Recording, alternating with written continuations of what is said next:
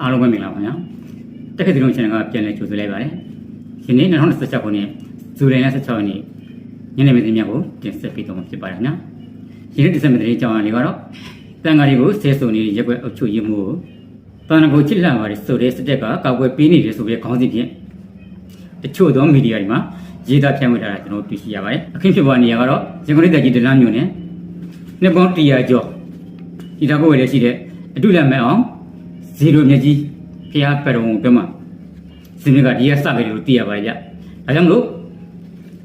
ဒီလိုတဲ့ကြီးဒလန်းမျိုးနဲ့မော်ဆက်ရက်ွက်မော်ဆက်ကြောင်းလိုက်လို့ကျွန်တော်တို့တစ်ခေတ်တည်းလို့မီရဖွင့်မှာဒီကပြည်သူများနဲ့ကဆရာတော်တန်ခါရမရှိလို့ရင်းမှန်သိရှိနိုင်ရတဲ့တွက်ရောက်လေးလာစုံစမ်းမှုများအားအခုလိုတက်ဆက်ပေးရခြင်းဖြစ်ပါတယ်ခင်ဗျာ။တခါကြီးဦးဇင်းပြောပြမယ်ဦးဇင်းတို့ကညတဲ့ညတိုင်းဦးဇင်းတို့ကျောင်းမှာကပဋ္ဌာန်းပူဇော်တယ်လေ။ပဋ္ဌာန်းပူဇော်တာကည7 နာရီလောက်ထိပူဇော်တယ်။ပူဇော်တဲ့အချိန်မှာအဲ့မှာအုပ်ချုပ်ရေးမှူးကသူ့တဲ့ကားပေါင်းကောင်းသူရင်ဆိုလားမသိဘူး။အဲ့ဒီကောင်လေးကိုဘုရားမီးမပူဇော်လို့ဆိုပြီးတော့သူ့ပူပြီးတော့ပြောဆိုရတာတော့ဦးဇင်းတို့ကြားပါ။ဦးဇင်းတို့ကျောင်းမှာအားလုံးပေါင်း22ပါးရှိပါတယ်။တန်ဃာတွေကိုဆဲတယ်ဆိုတာတော့ဦးဇင်းတို့မကြားပါဘူး။ဦးဇင်းတို့ကတော့ကိုကဦးဇင်းတို့မြင်တာဦးဇင်းတို့ကြားတာဦးဇင်းတို့ပြောပြတာပါ။တန်ဃာကိုဆဲတာမဟုတ်ပါဘူးတခါကြီးသူ့ရဲ့သားတော်မောင်ကိုဘုရားမီးပူဇော်ခိုင်းတာကိုမပူဇော်လို့ဆိုပြီးတော့ဆဲတာပါတခါကြီးတင်ပါဗျာတင်ပါကျေးဇူးတင်ပါဘုန်းပွေလေးတစ်ချက်တော့မွေးပါဘူးဗျာဥပညာလင်္ကာရပါဒလမျိုးနဲ့မော်စဲရက်ကွမော်စဲကျောင်းမှာတင်ပါဗျာကျေးဇူးတင်ပါတယ်ဘုန်းဒီလောက်ပါဘုန်းနော်ဟုတ်ပါရောပါတယ်ကျုံမှုအထူးထူးဆိုပါဆိုလို့ရှိရင်ဆရာတော်တန်ဃာတော်တွေကိုရိုင်းပြပါဆဲဆိုခြင်းမဟုတ်ပါဘူးတဲ့သူ့ရဲ့တောင်းမိဆက်မောင်းဖို့လွတ်တဲ့အခါမှာနောက်ကျနေကြတဲ့ကြောင့်မလို့သူ့တောင်းကိုဒေါသဖြစ်ပြီးတော့စုပူကြီးမောင်းဆဲဆိုခြင်းတာဖြစ်ပါတယ်ပေါ့တခြားတော့လူပုဂ္ဂိုလ်တန်ဃာတော်မိသူတူတယောက်ကရိုင်းပြသွားပြမှုဆက်ဆံခြင်းလုံးဝမဟုတ်ပါဘူးတဲ့သူ့ရဲ့မွေးထားတဲ့သူ့ရဲ့သားမိဆက်မောင်းဖို့ရန်အတွက်နောက်ကျတဲ့အတွက်ကြောင့်မလို့စုပူကြီးမောင်းခြင်းတာဖြစ်ပါတယ်ဆိုတဲ့အကြောင်းဒလန်းမျိုးနဲ့မော်စဲကျောင်းတိုက်ဟုတ်ဆရာတော်အရှင်ပညာလင်္ကာတော့ကအခုလိုမျိုးဖြေချပေးသွားတာဖြစ်ပါတယ်ဆက်လက်ပြီးတော့သူတို့အခင်းဖြစ်နေတဲ့ကိစ္စနဲ့ပတ်သက်လို့ဒလန်းမျိုးနဲ့မော်စဲရက်ွက်ပလဲလဲမှာနေတဲ့ရက်ွက်နေပြည်သူများဒလန်းမျိုးနဲ့မော်စဲရက်ွက်တဏ္ဍာလဲမှာနေတဲ့ရက်ွက်နေပြည်သူများဒီကောင်တော့ကနေပြီးတော့ဝေယဝိဆအလုပ်ကိုင်ဆောင်နေတဲ့ပုဂ္ဂိုလ်တွေသူတို့ကနေပြီးတော့ဒီကောင်ဖြစ်စဉ်နဲ့ပတ်သက်လို့လက်ကျွဲအုပ်ချုပ်ရေးမှုဦးထွန်းထွန်းဆိုတာဆိုလို့ရှိရင်မိဆက်မောင်းရန်နောက်ကျနေတဲ့အတွက်ကြောင့်မလို့သူ့ရဲ့သားဖြစ်သူကစုပူကြီးမောင်းပြောဆိုနေခြင်းဖြစ်ပါတယ်ဆိုတဲ့အကြောင်းပြောပြခဲ့ပါတယ်။ဒါမျိုးနဲ့မော်စဲရက်ွက်မှာဆိုလို့ရှိရင်အုပ်ချုပ်ရေးမှုဦးထွန်းထွန်းဆိုအုပ်ချုပ်မှုတက်လာသည့်အချိန်မှာစိုက်ပြီးတော့ဒီမော်စဲရက်ွက်မှာဆိုလို့ရှိရင်ဖွံ့ဖြိုးတိုးတက်မှုတွေများစွာဆောင်ရွက်ခဲ့တာလည်းသိရှိရပါတယ်။ဒီပေါရီယာကျော်ဒီတာကိုဝယ်လာခဲ့တဲ့အတူလမ်းမအောင်ဇီရိုမြကြီးကိုဖြီတော့ဒီလိုချင်းနဲ့တွေ့ရင်မိုးမချင်းလိုငင်းမြောက်ကိုလည်းဆောင်ရွက်ခဲ့တာလည်းရှိရပါခင်ဗျာရက်ကွက်နေပြည်သူတွေကျောင်းမှာရှိတဲ့တန်ဃာတော်တွေတိုက်ကိုဆရာတော်တွေအများကြီးရှိတာပဲတခြားတန်ဃာဒုတိယကိုရင်ယဟန်တမန်ကြီးစသည်အဖြစ်ညီစီလူပုဂ္ဂိုလ်ဒုတိယဘုံမှာပြောဆိုခြင်းမဟုတ်ပါဘဲနဲ့သူ့ရဲ့မွေးထားတဲ့သားဖြစ်သူကိုမိစမောင်တော်နောက်ကျတဲ့အတွက်ကြောင့်မလို့လာရောက်စုပူခြင်းတာဖြစ်ပါတယ်မိဘကသားသမီးကိုလာစုရဲ့စုပူကြီးမောင်းဆက်ဆိုတဲ့ဖြစ်စဉ်လေးပဲဖြစ်ပါတယ်တန်ဌာနဆိုတာကဒေသခံပြည်သူတွေတော့မသိပါဘူးဒီနည်းအဖြစ်ကာရကရှင်တော့မသိပါဘူးဒီနည်းအဖြစ်မျက်မြင်ကိုယ်တွေသိရှိနေတဲ့သူတွေတော့ဘုံမသိပါဘူးသိချင်းရင်ခင်ဖြစ်တဲ့နေရာဒေသခံပြည်သူတွေရှိတဲ့နေရာကိုကိုယ်တိုင်သွားရောက်လိမ့်လာစုံစမ်းမှလည်းလင်းငါဒီကြတဲ့အချက်လေးကြောင်းရတယ်ကိုသိရှိရမှာဖြစ်တယ်ဘာကြောင့်ထမျိုးဖြစ်ရတာလဲဆိုတော့ဟုတ်ပြီဒီသတင်းကိုဘယ်သူတွေကတိုင်တာလဲဘယ်သူတွေကသတင်းဌာနတွေကိုပေးပို့တာလဲဘယ်သူတွေကမြို့နယ်မှာရှိတဲ့ဌာနဆိုင်ကြီးကတွေကိုတန်ကြားတာလဲဒီကိစ္စနဲ့ပတ်သက်လို့ကျွန်တော်ဆက်လက်ပြီးတော့လေ့လာစုံစမ်းခဲ့ပါတယ်တန်ကြားသူစုပေါင်းအားလုံးက12ဦးရှိပါတယ်ဒီသတင်းနဲ့ပတ်သက်လို့အုပ်ချုပ်မှုဦးထွန်းစိုးကနေပြီးတော့မော်စဲကျောင်းထဲမှာရှိတဲ့ဆရာတော်တန်ဃာတွေကိုရိုင်းပြသွားဆဲဆိုချိန်မောင်းခဲ့ပါတယ်ဆိုတဲ့သတင်းကိစ္စနဲ့ပတ်သက်လို့တန်ကြားတဲ့သူ12ဦးစလုံးဒီကျူးကျော်ရက်ွက်မှာနေတဲ့သူတွေဖြစ်ပါတယ်အဲ့တော့ကျူးကျော်ရက်ွက်ဆိုတာဒီမော်စဲရက်ွက်နဲ့တော်တော်ဝေးမှာပေါ့ရှိတဲ့ကျူးကျော်ရက်ွက်နေပြည်သူတွေဖြစ်ပါတယ်ဟုတ်ပြီအဲ့ဒီအချိန်မှာဒီပုဂ္ဂိုလ်12ဦးဒီမော်စဲ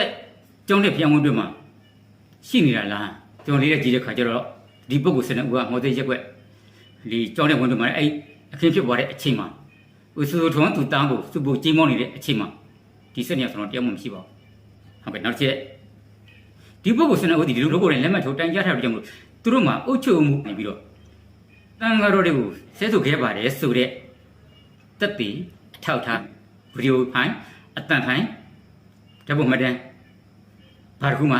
မရှိဘူးလို့သိရပါတယ်ဒီစနက်ဦးဒီအခင်းဖြစ်သွားတော့မှလည်းဒုတိယမှာကြောင်းဝန်းတမှာမရှိဘူးဒီလိုမျိုးဆဲပါတယ်ဆိုတော့လေသူတို့ကျူးကျော်ရက်ွက်နဲ့ဒီမော်ဆက်တုံးနေဆိုရတယ်အဝေးကြီးဘယ်လိုမျိုးကြားသိကြလဲတော့မသိဘူးပေါ့ဗျာနော်တရင်ပြဖို့တဲ့ပုံပေါ်တွေပေါ့နော်ကျွန်တော်စိတ်ပြောချင်ပါတယ်ခုနတိုင်ရတဲ့ပုံပေါ်ဒီစနက်ဦးဆိုရင်လည်းဒရမျိုးမော်ဆက်ရုပ်ကမှာနေထိုင်တဲ့လူတွေမဟုတ်ဘူးဒီစနက်ဦးက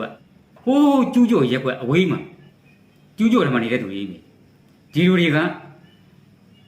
အဲ့ဒီနေကသူတို့ကဒီဖျောင်းဝန်းတော့မှလည်းမရှိဘူးသူတို့နေတဲ့ကျူးကျော်ရက်ွက်နဲ့မော်ဆက်ရက်ွက်ဖျောင်းဝန်းကလည်းအဝေးကြီးတကယ်ဆဲတဲ့ထောက်အောင်သူတို့ဘယ်လိုများကြားကြတော့စဉ်းစားကြပဲနော်သူတောင်းကိုဆဲတယ်ပဲဖြစ်ဖြစ်ဘယ်လိုပဲဖြစ်ဖြစ်သူတောင်းကိုဆဲတယ်ဆိုရင်လည်းဖြစ်စင်မှန်ကိုသိရမယ်ဒါမှမဟုတ်ဒီလိုမျိုးတိုင်ကြတော့မယ်ဒီလိုမျိုးထိထိရောက်စောင်းတော့မယ်ဆိုလို့ရှိရင်မိမိတို့တိုင်ကြတဲ့လူတွေဘက်ကတော့တိကျခိုင်မာတဲ့တက်တည်ထောက်ထားရှိဖို့တော့လိုတာပေါ့နော်အတိုင်းဖိုင်ဖြစ်စေဓာတ်ပုံမှတ်တမ်းဖြစ်စေဗီဒီယိုမှတ်တမ်းဖြစ်စေတိကျခိုင်မာတဲ့တက်တည်ထောက်ထားတော့ဒီလိုမှတ်တမ်းမျိုးတွေရယူစုဆောင်ပြီးတော့သတင်းဌာနကိုပေးဖို့တာပဲဖြစ်ဖြစ်သက်ဆိုင်ရာဌာနဆိုင်ရာအသီးသီးကိုပေးဖို့တိုင်ကြတာပဲဖြစ်ဖြစ်တိကျခိုင်မာတဲ့တက်တည်အချက်လက်ထောက်ထားတွေနဲ့စောင်းရမယ်ဆိုရင်တော့ပို့ပြီးအဆင်ပြေနိုင်လိမ့်မယ်လို့ကျွန်တော်တို့ယူဆပါတယ်ပေါ့နော်ကျွန်တော်တို့သတင်းဌာနတွေကိုလာပြီးတော့သတင်းပေးဖို့တဲ့သူညီသူမဆိုစာနဲ့ဓာတ်ပုံပေးဖို့မှဆိုရင်လည်းမိမိပေးဖို့တဲ့စာကိုသတင်းပေးဖို့သူနေနဲ့တန်ငွေကြီးချောင်းမှန်ကန်ချောင်းနေရာလေးစာမှတ်ဖို့နဲ့ဘက်နဲ့တကွလက်မှတ်ထိုးပြီးတော့မှကျွန်တော်တို့လက်ခံပါတယ်လက်ခံတဲ့တော့မှကျွန်တော်ဖော်ပြတဲ့သတင်းကိုကျွန်တော်ဖော်ပြပါတယ်မဖော်ပြတဲ့သတင်းချုပ်ကိစ္စဒီမှာကျွန်တော်ဖော်ပြတဲ့သတင်းတွေအများကြီးရှိပါတယ်တက်တည်ထောက်ထားခိုင်မာမှုမရှိတဲ့ရုပ်တည်မရှိတဲ့သတင်းမျိုးကိုကျွန်တော်တို့ဖော်ပြလို့မရှိပါဘူး။ဘာကြောင့်လဲဆိုတော့ပြည်သူဆိုတာနော်လူအများစုဆိုတာကလူတွေရဲ့ဟိုဂုဏ်သိက္ခာကြောက်ဖို့အတွက်ဂုဏ်သိက္ခာကြီးခဲ့စီရင်ညီတို့တော့မလားတော့မုံတိမှုတွေနဲ့စောင်းရတာလေညီတို့တော့ကြီးခဲ့ပစ္စည်းမှုကြောင့်ကြီးခဲ့ပစ္စည်းစီရင်ရွယ်ပြီးတော့စောင်းရတာလားအုပ်ချုပ်မှုအထုံးအဆိုးကိုတိကျခိုင်မာတဲ့တက်တည်အထောက်အထားမရှိပါမဲနဲ့သတင်းဌာနတွေကိုပေးဖို့တိုင်ရခြင်းဌာနဆိုင်ရာအသီးသီးကိုတင်ပြတိုင်ရခြင်းလုပ်ငန်းတွေစော်ရနေတဲ့ပုံကိုယ်ဒီစနစ်ဦးအနေနဲ့အတန်ဖိုင်နေဗီဒီယိုဖိုင်နေဓာတ်ပုံမှတ်တမ်းနေဒီလိုမျိုးမှတ်တမ်းတက်တည်တက်ကထောက်ထားများမရှိဘဲနဲ့ဘယ်လိုသိဘယ်လိုကြားပြီးတော့အုပ်ချုပ်မှုအထုံးဆိုးကနေသူ့ရဲ့တားဖြစ်သူသူ့ကိုကျင်းမောတဲ့ကိစ္စကဘယ်လိုဖြစ်လို့များမော်ဆက်ကျောင်းထဲမှာရှိတဲ့တန်ဃာတော်တွေကိုဆဲဆိုတယ်လို့ဖြစ်သွားရတယ်တော့မသိဘူးနော်တကယ်လို့ဖြစ်ခဲ့မယ်ဆိုရင်တိုင်ကြားမဲ့သူတွေအနေနဲ့ကျွန်တော်ဖြစ်စေချင်တာလေးပြောပြတာပေါ့နော်တိုင်ကြားမဲ့သူတွေသတင်းဌာနတွေကိုပြဖို့တဲ့သတင်းချက်တွေပြဖို့ဒါပဲဖြစ်ဖြစ်ဌာနဆိုင်ရာအသီးသီးကိုတင်ပြတိုင်ကြားရပဲဖြစ်ဖြစ်မိမိတင်ပြတိုင်ကြားတဲ့အကြောင်းအရာနဲ့ပတ်သက်လို့တိကျခိုင်မာတဲ့တက်တည်အချက်လက်ကလေးတွေမိမိတို့ရဲ့ထံမှာရယူစုဆောင်းထားရှိပြီးတော့မှတင်ပြတိုင်ကြားတာကမိမိတို့ကောအကောက်ွယ်တစ်ခုအနေနဲ့အဆင်ပြေလိမ့်မယ်လို့ကျွန်တော်ထင်ပါတယ်နော်လူမှုကွန်ရက်စာမျက်နှာပေါ်မှာဖြစ်စေတခြားသောမီဒီယာမှာခဏမှာဖြစ်စေတခြားသောရုံးဌာနတည်တည်မှာဖြစ်စေလူပုဂ္ဂိုလ်တူတူတယောက်ကိုထိခိုက်နစ်နာစီလိုတဲ့စံနာနဲ့ရွေချက်ရှိနဲ့မိမိတို့ဘက်ကနေပြီးတော့ဒီသတင်းကိစ္စနဲ့ပတ်သက်လို့တိကျခိုင်မာတဲ့တက်တည်တက်ကရအထောက်ထားပြသနိုင်ခြင်းမရှိဘဲနဲ့မိမိရဲ့ခံစားချက်ပုဂ္ဂိုလ်ကြီးကလူပုဂ္ဂိုလ်တူတယောက်ပါပုဂ္ဂိုလ်ကြီးကမုန်းနေမှုတခုအခြေခံပြီးတော့မမကလုံခြုံတဲ့သတင်းများကိုသတင်းဌာနများကို၎င်းသက်ဆိုင်ရာဌာနအသီးသီးတွေ၎င်းတင်ပြတိုင်ကြားတဲ့အခါသတင်းပေးပို့တဲ့အခါတွေမှာသတင်းပေးပို့တဲ့သူတင်ပြတိုင်ကြားတဲ့သူတွေအနေနဲ့တိကျခံပါတဲ့တည်တက္ကရာအထောက်အထားမြို့လက်ဝဲမှာဒီကိုင်ဆောင်ထားခြင်းမရှိဘူးဆိုရင်တနေ့နေ့ချင်းကြီးမှာရုံထောင်ကြောင်မှုဖြစ်တတ်ပါတယ်။ရန်ကုန်ပြည်တော်မြို့နယ်မော်စဲရက်ွက်အုပ်ချုပ်ရေးမှူးဦးထုံးဆိုသည်မော်စဲကျောင်းရဲ့ဆရာတော်တန်ဃာတော်များရဟန်းပြသွားဆဲဆိုခကြီးဆိုတဲ့သတင်းများထွက်ပေါ်နေခြင်းနဲ့ပတ်သက်လို့၎င်းသတင်းများသည်လူတူတယောက်အားနင့်နာစီလိုသောရည်ရွယ်ချက်ရှိပြီးမမကန်လုံးကျင်သတင်းများပေးဖို့ဖော်ပြခြင်းသာဖြစ်တယ်ဆိုတဲ့အကြောင်းဒီသက်ကပြည်သူများကပြောပြခဲ့ပါတယ်ခင်ဗျာအဲ့တော့သတင်းချက်လေးပေးဖို့တဲ့အခါမှာမကန်တိတိကျကျလုပ်ငန်းစောရမှာဆိုရင်တိုင်ကြားတဲ့သူပဲဖြစ်ဖြစ် သတင်းပေးဖို့သူတွေဖြစ်ဖြစ်မိမိပြေးဖို့မဲ့သတင်းအချက်လက်အကြောင်းအရာနဲ့ပတ်သက်လို့မိမိတို့ရှိပါတိကျခိုင်မာတဲ့မှန်ကန်တဲ့အချက်လက်ထောက်ထားတက်တည်တက္ကရာရှိဖို့တော့အကြီးကအရေးကြီးပါတယ်နော်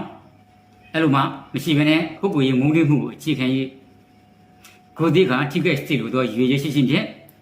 သတင်းဌာနတွေကိုပြီးဖို့ခြင်းရုံးဌာနတည်တည်ကပြီးဖို့တိုင်ကြားခြင်းညာလို့ဆော်ရမှာကတရှိငါမှာမိမှုရတာရင်မျက်နှာမူတွေကြုံတွေ့ရနိုင်တယ်ဆိုတဲ့အကြောင်းဒီပြီးတင်ပြပေးလိုက်ပါရဗျာနော်အစအဆုံးမြင်တွေ့သိရှိခဲ့တဲ့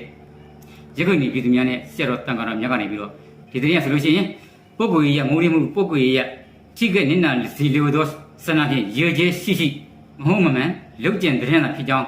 ရခိုင်ပြည်သူများကနေပြီးတော့ကျွန်တော်တို့တက်ခေတ်သတင်းမီဒီယာအားပြန်လဲကြည့်ကြခဲ့ပါရခင်ဗျာဒီနေ့ဖြစ်တဲ့ပုဂ္ဂိုလ်တွေနဲ့တန်တဲ့နာမည်ကတော့ကျွန်တော်တို့လုပ်ထားပါနော်ကျွန်တော်ရဲ့တက်ခေတ်သတင်းမီဒီယာတို့သတင်းဆောင်များပြပို့လိုပါက300ကို4လုံး186 135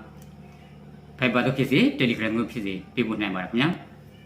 ကျွန်တော်သတင်းချန်ကိုကြည့်ရှုနေကြတော့ရဟန်းစီလူပြည်သူပေါင်းစိတ်ချမ်းသာခြင်းပေါင်းနဲ့ထောက်ရပြည့်စုံနိုင်ကြပါစေကျွန်တော်တက်ခေတ်သတင်းချန်မှာအဲကြောင့်ကျွန်တော်နေပါ